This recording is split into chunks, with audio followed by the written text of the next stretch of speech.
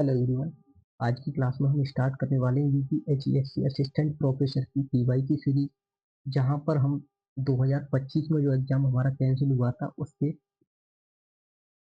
Total questions को हम detail explanation के साथ यहां पर जो है वो डिस्कस करेंगे।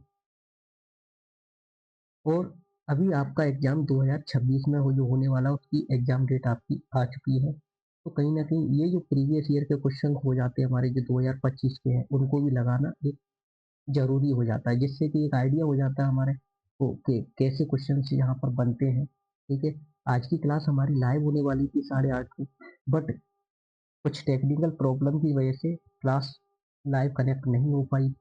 इसकी वजह से हम आज आपको जो रिकॉर्डिंग प्रोवाइड यहाँ पर करा दे रहे हैं। ठीक है। इसका तो क्वेश्चन नंबर 1 है हमारा यहाँ पर कि लेखांकन मानक 3 किससे संबंध है। तो लेखांकन मानक 3 जो होता है हमारा वो कैश फ्लो स्टेटमेंट से संबंधित है, जहां पर हम बात करते हैं कैश का इनफ्लो और कैश का जो है वो आउटफ्लो, यानी कि कैश का आना और कैश का जाना। जब इन चीजों की बात करते हैं तो वह हम कैश फ्लो स्टेटमेंट यानी कि 3 अकाउंटिंग स्टैंडर्ड होता है हमारा। ठीक है। जो हमें 2 दे रखा था उसका मतलब था हमारा यहाँ पर वैल्यूएशन ऑफ इन्वेंट्री। जो 9 था उसका मतलब होता है रेवेन्यू रिकॉग्निशन। और 10 होता है प्रॉपर्टी प्लांट इक्विपमेंट, जहां पर हम फिक्स एसेट का ट्रीटमेंट जो है वो यहाँ पर करते हैं। ठीक है। क्वेश्चन नंबर 2 है हमारा कि आयकर अधिनियम की धारा 80C के तहत अधिकतम कटौती कितनी दी जाती है। तो आयकर अधिनियम की धारा 80C के अंतर्गत जो अधिकतम कटौती है किसी भी व्यक्ति को वो 1,50,000 तक दी जाती है। इसमें हमारी 2 चीजें और आती हैं 80C के अंतर्गत के 80ECD तो आता ही है और एक और आता है इसमें 80ECC। ठीक है। इसमें एक अतिरिक्त कटौती और मिलती है किसी भी करदाता को, जो कि 50,000 की मिलती है। वो मिलती है 80 जो एनपीएस में जो ये करा लेते हैं ना, 80CCPIB 1B जिसको हम कहते हैं। ठीक है। एनपीएस यानी नेशनल पेंशन स्कीम में जिन्होंने इन्वेस्ट कर रखा होता है, वो खरीद रखी होती है, तो उसमें इनको 50,000 की डिडक्शन है अतिरिक्त और मिल जाती है। टोटल मिला के 1,50,000 होती है। प्रबंध के 14 सिद्धांत किसने दिए थे। तो प्रबंध के जो 14 सिद्धांत थे वो दिए थे हेनरी फेयोल ने। इनको हम बोलते हैं प्रबंध के 14 जो सिद्धांत हैं उनके जनक। ठीक है। एफ डब्ल्यू टेलर जो थे हमारे वो साइंटिफिक चीजों की बात करते हैं, यानी वैज्ञानिक प्रबंध के जनक कहे जाते हैं। ये वैज्ञानिक प्रबंध के जनक कहे जाते हैं। और एल्टन मायो जो होते हैं वो हमारे ह्यूमन रिलेशन से जो वो बात करते हैं। हेनरी फेयर को प्रशासनिक प्रबंध का जनक कहा जाता है, जिन्होंने अपनी पुस्तक जनरल एंड इंडस्ट्रियल मैनेजमेंट 1916 में लिखी थी, जिसमें इन्होंने 14 सिद्धांतों का जो जिक्र किया था। वहीं मैं बात करूं एफ डब्ल्यू टेलर की, तो ये वैज्ञानिक प्रबंध के जनक कहे जाते हैं। ठीक है।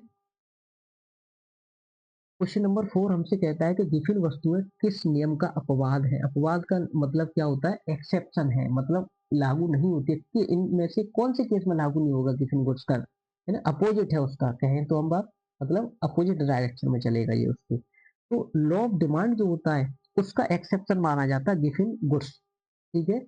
गिफिन वस्तुएं जो होती है, क्यों, क्योंकि गिफिन वस्तुएं जो होती है वो निम्न स्तर की वस्तुएं होती है। यहाँ पर प्राइस बढ़ा तो डिमांड बढ़ जाती है, प्राइस घटा तो डिमांड भी घट जाती है यहाँ पर। ठीक है।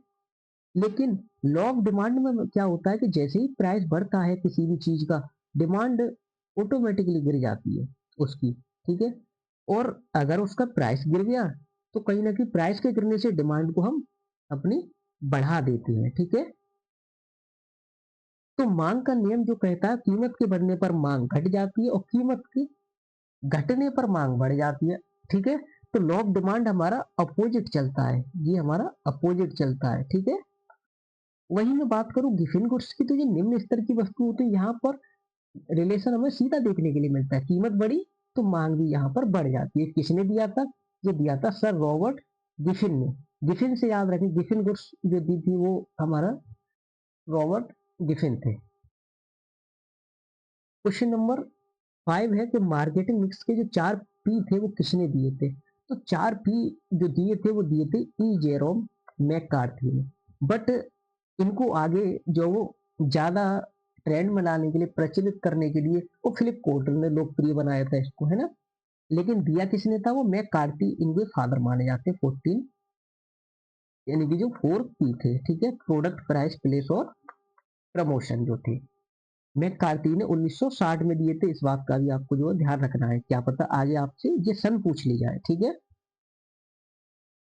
बैंकिंग विनियमन अधिनियम किस वर्ष पारित किया गया था? तो ये 1949 में पारित किया गया था, ठीक है? जो 1934 है ये आरबीआई एक्ट पास हुआ था यहाँ पर। 1934 में आरबीआई का एक्ट पास हुआ था। 1955 में एसबीआई एक्ट बना था, एसबीआई का एक्ट जो पास हुआ था, ठीक है? और 1949 में हमारा जो बैंकिंग रेगुलेशन एक्ट पास किया गया था, ठीक है? ये मैंने आपको जो है दोनों पॉइंट ऑलरेडी डिस्कस कर दिए कि आरबीआई एक्ट हुआ था 1934 में पास, एसबीआई का एक्ट 1955 में और बैंकिंग रेगुलेशन एक्ट 1949 में, जो कि सारी बैंकों पर लागू होता है। यदि दो वेरिएबल्स के बीच, दो चरों के बीच कोई भी संबंध जीरो है तो उसको हम क्या कहेंगे? उसको हम कहते हैं नो कोरिलेशन। परफेक्टली पॉजिटिव और परफेक्टली नेगेटिव का मतलब क्या होता है यहाँ पर? कि अगर हमारा आर, यानी कि जो आपने बिजनेस स्टैटिक्स में पढ़ा होगा डिटेल में, जहाँ पर न्यूमेरिकल हम फॉलो करते हैं कि जो आंसर हमारा यानी कि स्मॉल आर जो है उसका आंसर अगर हमारा +1 के इर्द गिर्द रहता है तो उसको हम परफेक्टली पॉजिटिव बोलते हैं, और -1 के बीच रहता है तो परफेक्टली नेगेटिव होता है। बट अगर जीरो रहता है तो उसको हम नो कोरिलेशन कहेंगे। कभी कभी आंसर हमारा जीरो भी आता है, ठीक है? तो ये बात मैंने आपको यहाँ बताई थी। क्वेश्चन नंबर 8 जो कि आज की क्लास का हमारा अंतिम क्वेश्चन होने वाला है। क्विट एम्पटर का मतलब क्या होता है? कि जागो ग्राहक जागो। जब भी आप कोई भी वस्तु खरीदने जाए तो आपको अवेयर रहना उसके लिए। आप उसकी पूरी जांच पड़ताल, पूरी देख रेख करके ही वस्तु को परचेज करें। Let the buyer be aware जिसको हम कहते हैं, ठीक है? क्योंकि जो विक्रेता होता है उसकी उसका जो दायित्व होता है वो सीमित होता है, कहीं ना कहीं उसको नहीं पता कि हम सामने वाला ग्राहक हमसे क्या डिमांड करता है, एक तरीके से, है ना? कितनी जो वो हमसे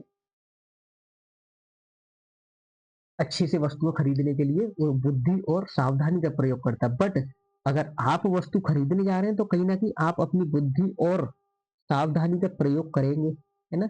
अगर आप नहीं करते तो कहीं ना कहीं उसका नुकसान आपको ही होगा, है ना? तो क्रेता का दायित्व तो, जिम्मेदारी तो सीमित बनती है, लेकिन आपकी जिम्मेदारी ज्यादा बनती है क्योंकि आप उस वस्तु को खरीदने जा रहे हैं, ठीक है? तो ये था हमारी आज की क्लास का आज का लास्ट क्वेश्चन।